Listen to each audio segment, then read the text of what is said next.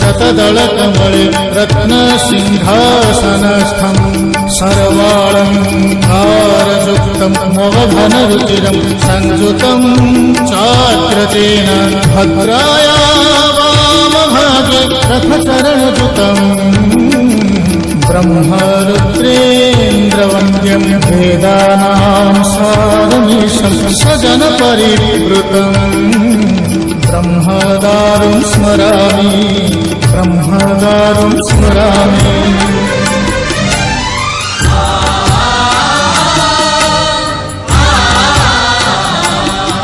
तुमे अनंत क्षय हे जगन्नाथ तुमे अव्यक्त अक्षर हे जगन्नाथ निज इच्छारु सृजिल हे जगत आदि नाही जे तुमार नाही अंत तुमे पवित्र ओंकार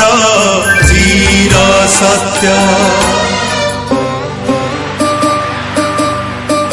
नील सिंधु तीरे नीलाचल तहि विराजित बड़ देउल दारु ब्रह्म रूपे हे विश्व पालन उड़ा पताका पतित पावन सत्य धर्म न्याय परिसंस्थापित भक्तर तुमे